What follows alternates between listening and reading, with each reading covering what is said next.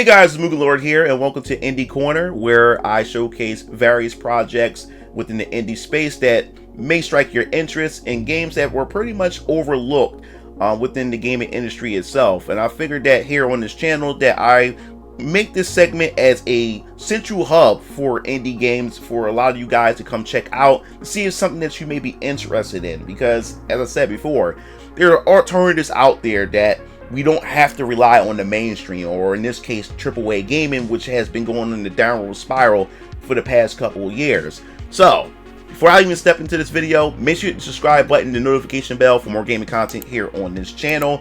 So we're going to dive into it. This video in Indie Corner is going to be a first impression for a playtest that I was involved in with the upcoming project called 13Z. And it was quite interesting because while I was on social media, it just so happened to just pop up in my feed from the studio called Mixed Realms.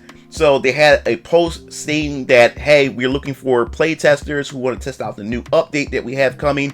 So I contacted them and they responded right away and sent me a key code for Steam. So I was able to get my hands on it, and I'll also leave their information, their social media contacts, in the description or in the pinned comment below this video. So if there's a possibility that you can also get in the playtest, you can definitely try it out for yourself. So what is 13Z? So 13Z is a roguelike hack and slash game by Mixed Realm Studios, inspired by the 12 Chinese zodiacs. The premise is that the 13th zodiac is needed because the other 12 has lost touch with the real world and seeks someone more connected to the modern world. So now other animals excluded from the 12 Chinese zodiacs step up to claim the 13th position. And this is an interesting premise, or I think a fun premise to get people well invested in the characters that they select in this game. Now, the whole idea of this game 13Z was pretty much that they wanted to create something that was inspired by the 12 Chinese zodiacs, but there was always a mention that you have the 12 animals, but one of the animals that wasn't there wasn't a cat. Of all things, a cat never became part of the 12 zodiacs. So that's what they gave them the premise and the setup of this idea that there's a possibility that there were other animals that was gate kept from the 12 Chinese zodiacs. So that's what you're essentially playing as. You're playing as other animals that could fight for a spot to be the 13th animal that's part of the Chinese zodiac. So I think that's pretty cool. So what is the gameplay like? So when it comes to roguelike games, I've never been a huge fan of the roguelike games, but I also respect and I also see the fun in them because it requires a lot of replayability, a lot of pattern recognition, and how to get better as a player when you're playing through these games. So there's a lot of satisfaction in it, and I wanted to broaden my horizon when it comes into trying other genres of gaming, since I'm more of an RPG player. So when you start the playtest, I've noticed that you're able to only select 2 characters. There's only 2 characters that's available in this playtest. You have Lyra the Fox and you have Silas the Raven. Now, like I said, these 2 characters are pretty much animals that could have been a possible inclusion in the zodiacs within the Chinese mythology itself, but didn't have a chance. So now that what they're trying to do is these animals are trying to fight their way to become that 13th animal that's part of the 12 zodiacs. So the thing in the playtest I noticed is that once you pick a character, which I picked Lyra the Fox, I just think her design is pretty cool, and I just love characters with swords, and she ticks that box altogether. So I picked her, but I did notice in the playtest that once I picked her, I believe I was just stuck with her. I couldn't go back and try Silas, which I wanted to provide some gameplay of Silas too, so you can see how both the characters play. But I did notice once I picked her, that was it. So I'm not sure if that's just only for the playtest or if there were some options for me to try. Couldn't find it, but I pretty much doubt it will probably be in the full version of the game. But I think this is just for the playtest. So yes, I did pick Lyra the Fox and wanted to give her a try. Her moveset, pretty fast, pretty nimble. How does this game work? Since it's a roguelike game, the whole point of this, you start in pretty much a hub world where you're able to see the potential characters that may be actual selectable characters at some point. And there's also other NPCs that you can talk to. They allow you to customize your character for the various outfits that you may be able to collect at some point in the game. But most importantly, the whole point of the game is you're supposed to do a trial run. So what's a trial run? Well, these characters are being tested through trials. Each trial you have to fight one of the 12 zodiacs, and if you beat these trials, you get closer and closer to claiming that 13th position. So when you start a trial, you're pretty much building your character, and I think this is pretty neat when it comes to this gameplay mechanic. And what do I mean by building your character? So essentially, when you start a trial and you from the hub world, when you get sent down into the trial itself, each time that you get to an end of a level, you have these seals, and what these seals allow you to do is upgrade and pretty much upgrade your character and build your character. And there's different elemental seals. I believe you have fire, you have water, you have earth, you have lightning, and then you also have heaven. And these are the 5 seals. I may be missing the 6th one. I think wind is another one. Yeah, so 6. You have these 6 elements. And what happens is each seal, when you choose an element, it will unlock or it will open up a trial that you would have to run through. Now, each trial will have, when you go to the seals, will explain how the trials work. So when you go through the trial, you either have to clear a certain amount of enemies within a certain amount of time. Some trials you may not take less hits.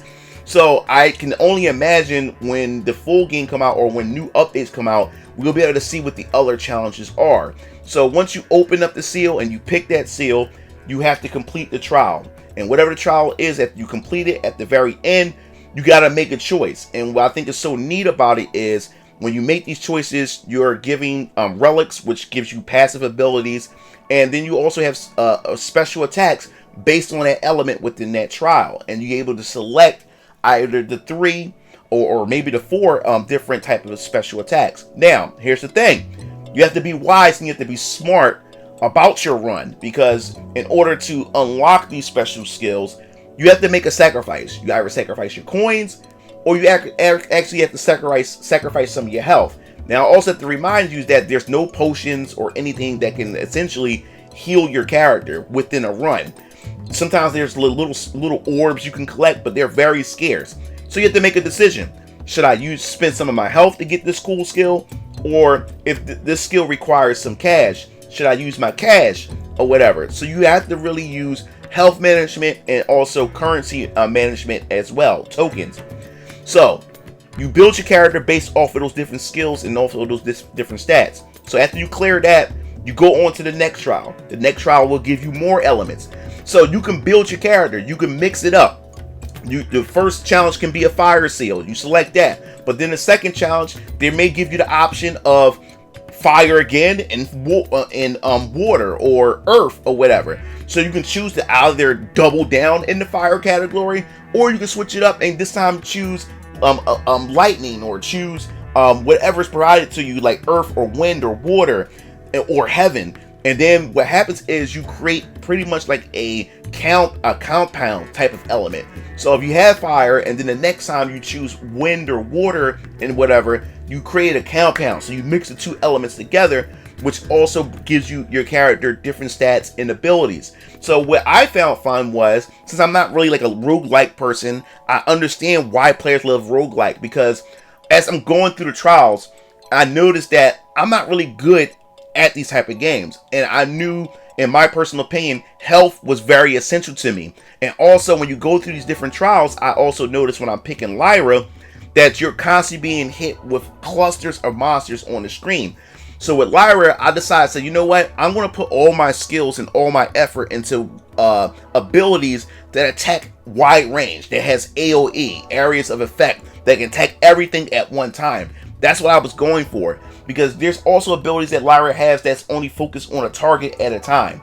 And what also helps a lot when you fight bigger enemies, that you click in the right stick, you also target your enemies as well. And if you click the left button or left trigger, you can also zoom in and change your camera angle. So I think also that was pretty awesome. So now I'm thinking my way through it. I'm going through the challenges and I'm noticing that, man, I'm getting my ass kicked there. So when you lose and when you die, you have to start the entire run all over again, and you lose all of your abilities. So it also had me thinking about, okay, I'm going to do this run differently this time. I'm going to go with these elements. So what I did was I spent most of my time finding it out and looking at which elements have good benefits for my playstyle. And that's what I think the cool part about the seals is, how does it suit your playstyle and what type of player you are. So me, health is more of a concern, and wide range abilities was a concern with me, so I can attack as many enemies as possible. And then what happens is you can stack the same abilities on top of each other to get the plus, to make that one element even stronger and have more effects and durations and everything. So certain abilities also have cooldowns as well, so you have to choose wisely. So what I did discover is that Earth had gave me like extra armor that actually recovers over time. I said, this is something that I need, because I'm not really great at these games. These enemies hit kind of hard and everything. So when I went for the Earth, I end up getting a rock shield, and it replenishes over time. So I didn't really have to worry about my health as much. Now you also have to keep in mind, depending on what seals that you select during a certain run or during a certain section during your run, will also determine the path and how you will reach a certain zodiac animal that you would have to face in a trial. Because at one point in my first run, I ran across a sub boss that led me to, that I had to fight, which was a frog, and I had to fight this sub boss in order to eliminate it, in order to move on to the zodiac that I had to fight. And then once I got to the very end, I had to fight the monkey, and his abilities was lightning and electricity. And I end up dying, and when I died, I had to start all over again. So I had to reroute and replan how I wanted to do this again. And I noticed that since I was choosing different elements this time around, I didn't fight the frog as the sub boss or the gatekeeper that leads before I fight the zodiac animal. I noticed that this time I had for a bird this time that was wind element. So it definitely depends on which you choose that would change your path. And once you get to the checkpoint before you fight the zodiac animal, a ship will show up, and you're allowed to either spend some of your health or spend some more of your tokens in order to get other abilities. So I found this quite interesting when it came to this type of mechanic. And I can see this game being addictive for some fans, or for fans of roguelike games, and someone who doesn't really play roguelike games. I really took some interest in it because I was actually thinking out how I would approach the next run. And I like the fact is that they treat them as runs, so that also gives you more incentives to get better at your runs, and I think that's pretty cool. Now, when it comes to the visuals, I think the visuals is the highlight of this game, and that was the reason why I wanted to give the game a try, is because as I was scrolling down my X feed, that visuals just pulled up. It just pulled me in, and kind of had that Breath of the Wild type of look to it, which I think is also pretty interesting. And I also like the particle effects, especially how the water ripples as you run through the water. And also for the limited music that they have only for this playtest, it's quite soothing. I really like it. Of course, it has that Chinese theme type of music and ambiance to it, which I think is also pretty cool. Now, there is a multiplayer to this game. The game is up to 2 to 4 players. Now, the only issue is that I never got a chance to really experience the multiplayers because either the server would disconnect, and waiting for players was kind of like an issue because players would connect and then would disconnect. And one time we had like a glitch moment. And like I said, this is just a playtest. This is early development, so a lot of things are going to be ironed out and everything. And when I was able to get an actual party going on and we went to go start the trial, the game had put us in a trial, but then it was missing like a teleporter, so we was stuck in this one area and couldn't get out of it. So it was quite of a bummer that I really couldn't get a chance to try the multiplayer to better tell you how good the multiplayer is and how smooth it runs. Never had that opportunity, but the overall package of the game and the idea of the game, I think is pretty good. And the good thing about it is it's not a gacha game. It's a one-time purchase game. When the game comes out and you're able to have the game, and it will update with more characters and maybe get some expansion packs and new trials over time. But so far, they're talking about that there's going to be a total of 6 different trials for the game, but they'll probably be adding more over time. But the fact is that it's a one purchase game. I thank God, I love it, and I'm tired of gacha games and everything, so it's not a gacha game. But the overall package, I enjoyed what I played for right now, and I'm definitely going to look out for it more, and I can't wait to get into the other playtests to test out the other features and other characters that they're going to have in store for us and everything. I can't wait to find out what my overall playstyle is going to be, because Lyra the Fox was dope, but with the more characters that eventually come out, maybe I will lock into a character or two. So that pretty much wraps up my personal impressions and what I think about 13Z. The game definitely has potential here. I definitely wanted to give it a try, and as I said before, make sure you go to their YouTube channel, subscribe to the channel if you're interested in this. Also check out their X page and follow them if you're interested in this. And I want to continue to do this when it comes to Indie Corner, to show you that there's other games that are out there that you could possibly enjoy. So stay tuned for more impressions to some demos that I tried out that I wanted to pretty much share with you guys, and also some full reviews when the time comes. So if you like the video, hit the like button, subscribe button for more gaming content and indie gaming content here on this channel. This is MugenLord signing off. I'll see you game fiends later. Peace out.